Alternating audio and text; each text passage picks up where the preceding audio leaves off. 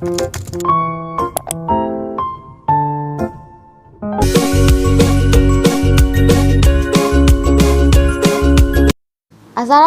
warahmatullahi wabarakatuh. Halo, kami dari kelompok 9 Biomimikri TPB 40 akan menjelaskan gagasan ide kelompok kami yang berjudul Troch-Ray Diagnosis, alat mendeteksi sel kanker yang terinspirasi dari antena pada lalat buah. Sebelum itu, yuk kita kenalan dulu sama anggota kelompok yang kece-kece ini. Perkenalkan, nama saya Lulu Evanda Fatma, NIM 121330033. Perkenalkan, nama saya Muhammad Iwan Rashid dengan NIM 121350045 dari Program Studi Teknologi Pangan TPB 40.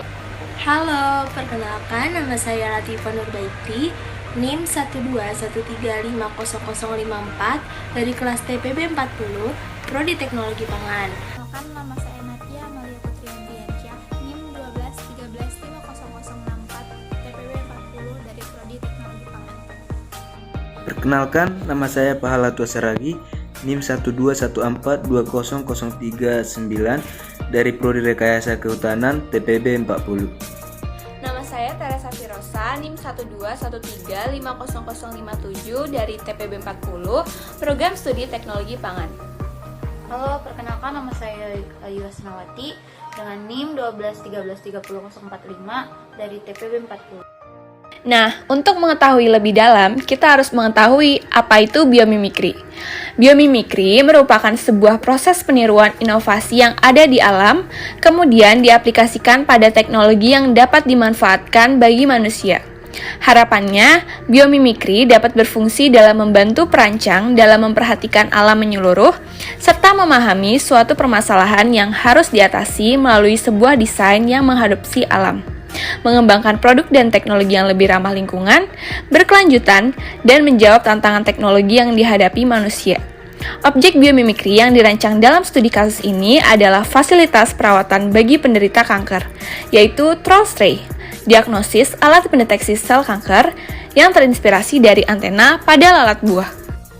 Kanker merupakan sebuah peristiwa di mana sel dalam tubuh manusia mengalami pertumbuhan secara abnormal yang dapat menyerang organ tubuh lain. Permasalahan jumlah penderita kanker akan meningkat setiap tahunnya yang menjadi sebuah permasalahan serius bagi penderita serta keluarga. Pada proses upaya penyembuhan kanker akan terjadi proses perubahan fisik maupun psikis yang secara langsung dapat menurunkan kualitas hidup penderita kanker tersebut.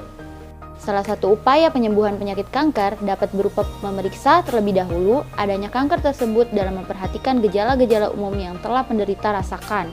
Salah satunya dengan menggunakan Troch-Ray, yaitu sebuah alat yang dirancang untuk mendeteksi sebuah penyakit kanker di dalam tubuh yang terinspirasi dari sebuah makhluk hidup, yakni lalat buah, atau yang dikenal dengan nama ilmiah Bactrochera sp, yang memiliki kehebatan khususnya dalam menangkap gambar untuk diaplikasikan kepada alat kesehatan.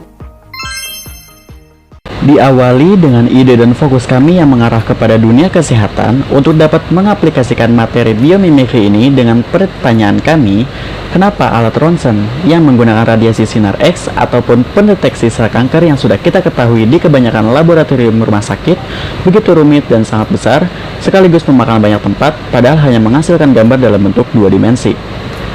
Lalu, kami menemukan sebuah jurnal yang begitu menarik, di mana sebuah unit penelitian dalam proyek kerjasama internasional yang dipimpin oleh ahli neurobiologi dan zoologi yang berbasis di Konstanz, yaitu Profesor Dr.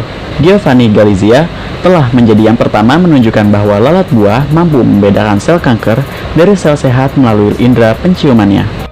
Dari pernyataan tersebut, kami memikirkan kenapa kita tidak membuat alat pendeteksi sel kanker dengan lebih efisien, namun dengan kegunaan yang dapat mendeteksi adanya sel kanker di dalam tubuh manusia menggunakan radiasi sinar X ataupun gelombang radiasi yang dapat mengirimkan data berupa gambar 2 dimensi langsung ke monitor yang diibaratkan sebagai kehebatan dari penciuman sang lalat buah. Karena tidak hanya sel kanker yang dapat dibedakan dari sel sehat, tetapi juga subkelompok dapat dilihat di dalam sel kanker. Tampaknya, bahkan berbagai jenis sel kanker dapat dibedakan melalui antena bernama Drosophila. Jelas Al-Jalutke, anggota dari unit penelitian dan peneliti di Universitas Konstanz. Hasil dari unit penelitian interdisipliner yang terdiri dari ahli biologi dan insinyur dari bidang teknik elektronik merupakan dasar fundamental untuk diagnosis kanker. Sensitivitas yang tinggi dari reseptor penciuman alami dipasangkan dengan kecepatan yang digunakan untuk menghasilkan hasil tes ini, mungkin mengarah pada pengembangan penyaringan yang murah, cepat, dan sangat efisien yang dapat mendeteksi sel kanker dengan baik sebelum kita dapat menemukannya dengan teknik pencitraan diagnostik saat ini. Itulah awal mula bagaimana kami menemukan serta merancang ulang alat yang sudah ada untuk dikembangkan, dan kami memberi nama alat ini sebagai TruSray. Kali ini kita akan mengetahui nih pengertian dari TruSray. TruSray kita ambil dari gabungan kata trust dan ray. Terus kita ambil dari bahasa Inggris yang berarti lalat buah atau Bactrocera sp. Sedangkan ray kita ambil dari kata sinar X atau yang biasa kita kenal dengan ronsen, yang merupakan salah satu teknik pencitraan medis yang menggunakan radiasi elektromagnetik untuk mengambil pencitraan atau foto bagian dalam tubuh manusia. Jadi, secara keseluruhan, TruSray berarti sebuah inovasi alat yang dirancang untuk mendeteksi sebuah penyakit yang bernama kanker di dalam tubuh manusia yang terinspirasi dari sebuah makhluk hidup yang bernama lalat buah atau nama ilmiahnya yaitu Bactrocera sp, yang memiliki kehebatan khususnya dalam menangkap gambar untuk diaplikasikan kepada alat kesehatan. Cara kerja alat yang dinamai TruSray ini hampir mirip dengan USG. Namun perbedaannya yaitu alat ini tidak ditempelkan pada tubuh pasien melainkan hanya diarahkan disusul dengan adanya kehadiran sensor pendeteksi ke bagian tubuh yang dirasa ada gejalanya dan ke bagian tubuh lain sebagai antisipasi tumbuhnya kanker di bagian tubuh lain oleh pemeriksa yaitu dokter.